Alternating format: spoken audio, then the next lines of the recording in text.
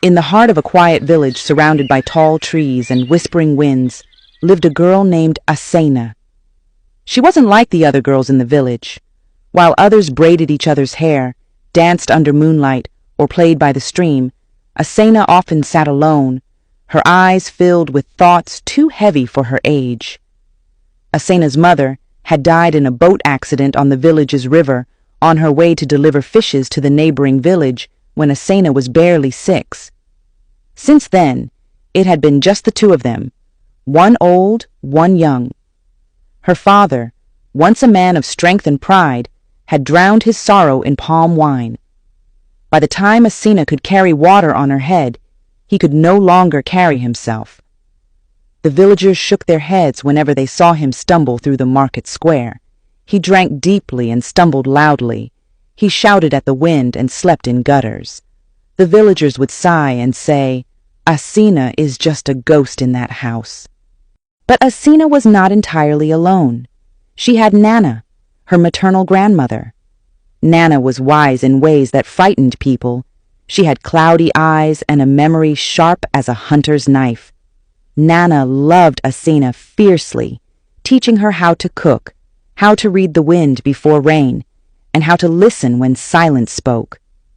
She lived in a small hut at the edge of the village, surrounded by pawpaw trees and cassava mounds. But the most peculiar thing in that home was a cracked mirror. It sat on a low wooden table. The glass was round but fractured through the center, as though lightning had split it long ago. The mirror had been there for years, even before Asena's grandmother was born. Most thought it cursed. But to Asena, it was a portal.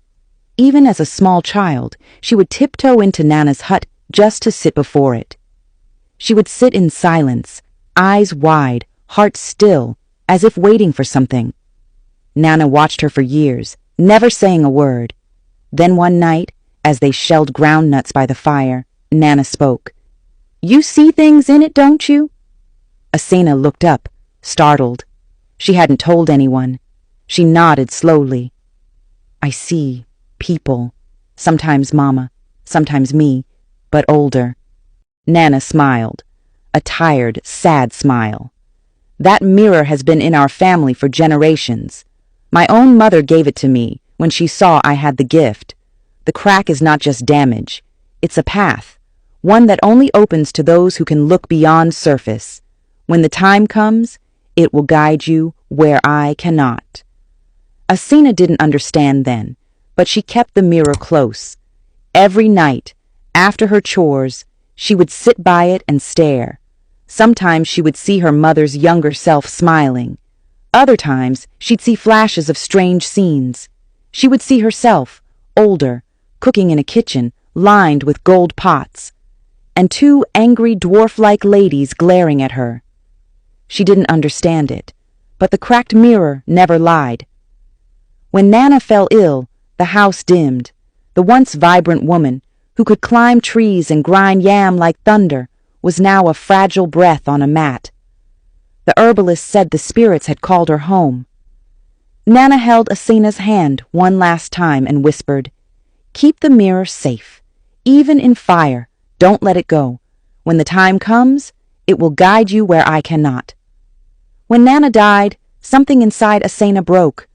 Her father didn't cry. He didn't even bury Nana with care.